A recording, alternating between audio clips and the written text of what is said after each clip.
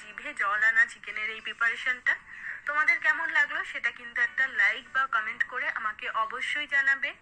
আর চ্যানেলটিকে এখনো পর্যন্ত সাবস্ক্রাইব করে না থাকলে চ্যানেলটিকে সাবস্ক্রাইব করে নেওয়ার অনুরোধ রইল। সবাই ভালো থাকবে। বাটা পেঁয়াজটাকে আমি অল্প জল দিয়ে মিক্সিতে ভালো করে বেটে নিয়েছি। এখন এই পেঁয়াজ বাটাটাকেও কিছুক্ষণ ভেজে নেব। পেঁয়াজ বাটাটা ভালোভাবে ভাজা হয়ে গেছে, পেঁয়াজের যে রসটা থাকে সেটা কিন্তু শুকিয়ে গেছে আর তেলটাও ছাড়তে শুরু করে দিয়েছে। এখন এর মধ্যে আমি অ্যাড করে দিচ্ছি ম্যারিনেট করে রাখা চিকেনটা দেওয়ার পর খুব ভালো করে চিকেনটাকে হাই ফ্লেমে একটু কষিয়ে নিতে হবে।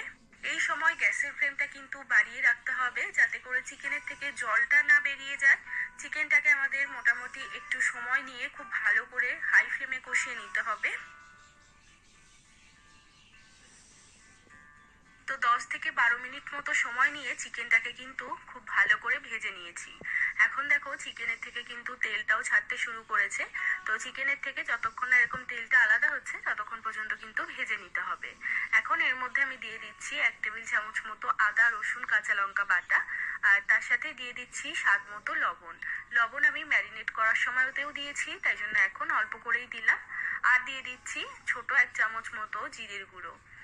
খুব ভালো করে চিকেনের সাথে সমস্ত মশলাটা মিশিয়ে নেব।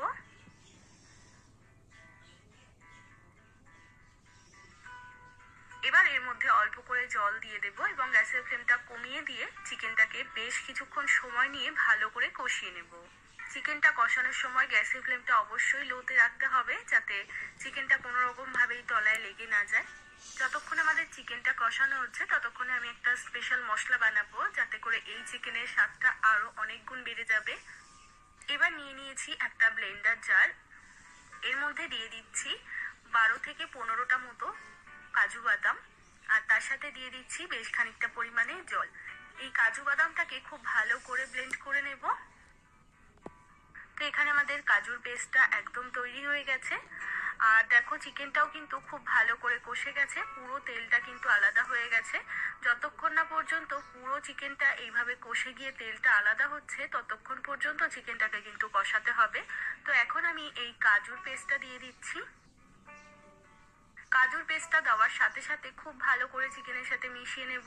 যেহেতু কাজু দিয়েছি নিচে কিন্তু লেগে যাওয়ার একটা সম্ভাবনা থাকে। খুব ভালো করে এটাকে নাড়াচাড়া করে একটু গ্যাসের ফ্লেমটা লোতে করে দিয়ে চিকেনটাকে খুব ভালো করে আরো কিছুক্ষণ কষিয়ে নেব।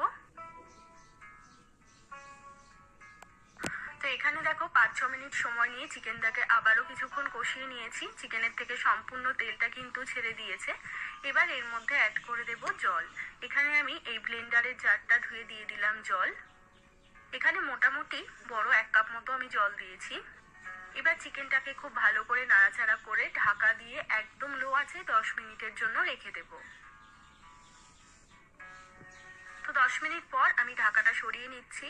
ঢাকাটা সরিয়ে নিয়ে আবারও চিকেনটাকে একবার নাড়াচাড়া করে দেব। চিকেনটা লো আছে এইভাবেই একটু ফুটতে থাক। ততক্ষণে একটা ফ্রাই প্যানের মধ্যে দিয়ে দিচ্ছি সামান্য একটু সাদা তেল, আর তার সাথে আমি দিয়ে দিচ্ছি আদাটাকে এইভাবে একটু লম্বা লম্বা ঝিরিঝিরি করে কেটে নিয়েছি। মোটামুটি এখানে 1.5 ইঞ্চি মতো এখানে আদা নিয়েছি। আর দিয়ে দিচ্ছি 2টো কাঁচা লঙ্কা, এইভাবে একটু লম্বা লম্বা করে কেটে নিয়েছি। এবার দিয়ে দিচ্ছি 1 টেবিল চামচ মতো কসুরি মেথি। কসুরি মেথি দিলেই চিকেনের এই স্বাদটা সম্পূর্ণ আলাদা হয়ে যায়। তো এবার এই সমস্ত মশলাগুলোকে একটু ভেজে নেব।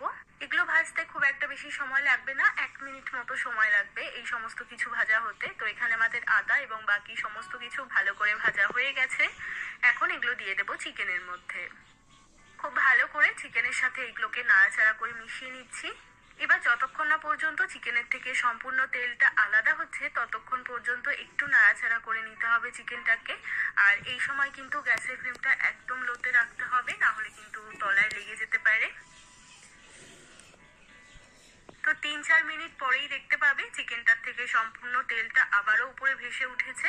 আর তেলটা এভাবে ভেসে উঠলেই কিন্তু আমাদের চিকেনটা একদম তৈরি। গ্যাসটাকে অফ করে দিতে হবে। তো এখানে আমাদের দুর্দান্ত স্বাদের চিকেনের এই প্রিপারেশনটা কিন্তু তৈরি হয়ে গেছে। এই চিকেনের টেস্ট এত দারুণ হয় যে একবার কেউ খেলে এই রেসিপিটা কিন্তু জানার জন্য সে একদম অস্থির হয়ে যাবে। রেসিপিটা দুর্দান্ত টেস্টি লাগে। নান হোক, পরোটা হোক বা ফ্রাইড রাইস, সাদা ভাত সব কিছুর সাথেই কিন্তু একদম জমে যায়। রেসিপিটা অবশ্যই ট্রাই করে দেখবে। একদম জিভে জল আনা চিকেনের এই প্রিপারেশনটা। তোমাদের কেমন লাগলো সেটা কিন্তু একটা লাইক বা কমেন্ট করে আমাকে অবশ্যই জানাবে। আর চ্যানেলটিকে এখনো পর্যন্ত সাবস্ক্রাইব করে না থাকলে চ্যানেলটিকে সাবস্ক্রাইব করে নেওয়ার অনুরোধ রইল। সবাই ভালো থাকবে।